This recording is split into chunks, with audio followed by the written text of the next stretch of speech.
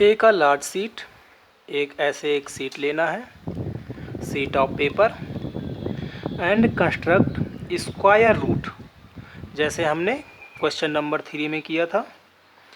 तो square root निकाला था हमने, पहले 1 का लिया था, इसको ज्वाइन किया था तो ये 1/√2 आया था। फिर हमने यहाँ पर फिर परपेंडिकुलर लिया था 1 का, फिर इसको ज्वाइन किया तो जो ये वाली लाइन आई थी वो आई थी √3 की। तो इसी तरह का स्पाइरल इन द, और आपकी बुक में ये क्वेश्चन दिया हुआ है और कुछ फिगर बना हुआ है, तो उसी फिगर की बात कर रहा है ये। स्टार्ट करना है पॉइंट ओ से, जहाँ से स्टार्टिंग होगी वो पॉइंट ओ होगा, और ड्रा अ लाइन सेगमेंट। ठीक है, तो कहना क्या चाह रहा है उसके बारे में देखिए।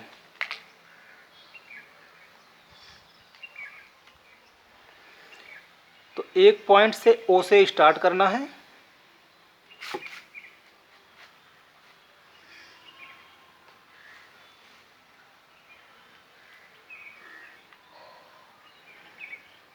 और जो ओपी लेना है वो 1 सेंटीमीटर की होनी चाहिए। ओपी से परपेंडिकुलर डिस्टेंस पे फिर से 1 सेंटीमीटर का, इसको ज्वाइन, तो जो ये लाइन होगी ये होगी √2। फिर इसका नाम देना है OP1। ठीक है,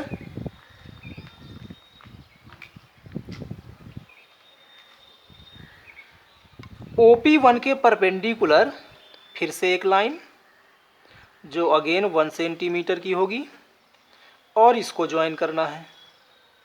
तो ये जो लाइन होगी वो होगी √3 की।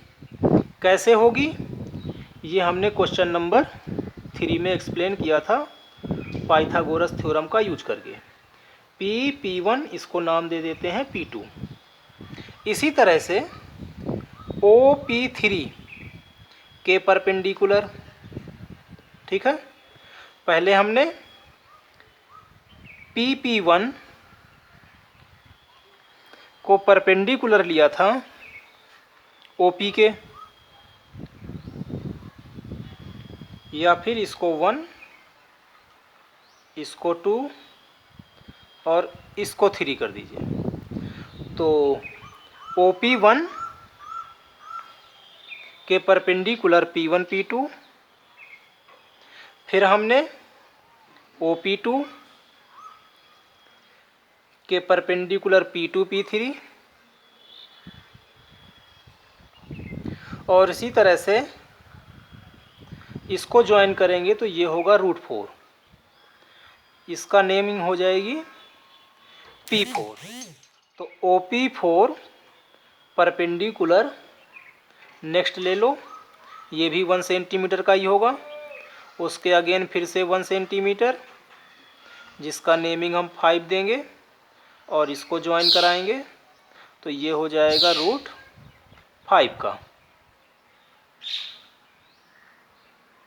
तो OP4 परपेंडिकुलर होगा P4 P5 के।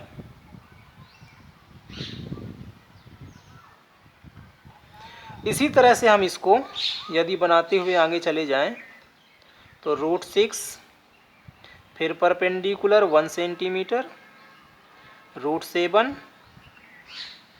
फिर 1 सेंटीमीटर परपेंडिकुलर, तो √8, और इस तरह से एक स्पाइरल तरीके से एक स्पाइरल फंक्शन में एक फिगर कंप्लीट हो जाएगा। तो यही फिगर हमारा क्या है, स्पाइरल। ये जो फैशन है ये फैशन कहलाएगा स्पाइरल। प्रूफ फिर से देख लेते हैं। तो इन ट्रायंगल OP1 P2 में जो P1 है वो परपेंडिकुलर है, इसलिए 90 डिग्री का है, और 90 डिग्री यदि होता है तो उस पर हम पाइथागोरस का यूज कर सकते हैं। और पाइथागोरस क्या होता है, तो हाइपोटेनियस का स्क्वायर प्लस परपेंडिकुलर का स्क्वायर प्लस बेस का स्क्वायर। यदि इस ट्रायंगल की बात करें तो जो हाइपोटेनियस है वो OP2 है, तो OP2 का स्क्वायर इक्वल टू जो परपेंडिकुलर है वो P1 P2 है और जो बेस है वो OP1 है। P1 P2 1 है, OP1 भी 1 है, तो OP2 का स्क्वायर जो हो जाएगा वो हो जाएगा OP2 का स्क्वायर, 1 का स्क्वायर 1, 1 का स्क्वायर 1, तो 1 1 कितना हो गया 2। तो जो OP2 की वैल्यू आ गई वो कितनी आ गई √2। तो ये वाली लाइन जो है वो कितनी हो गई √2 की।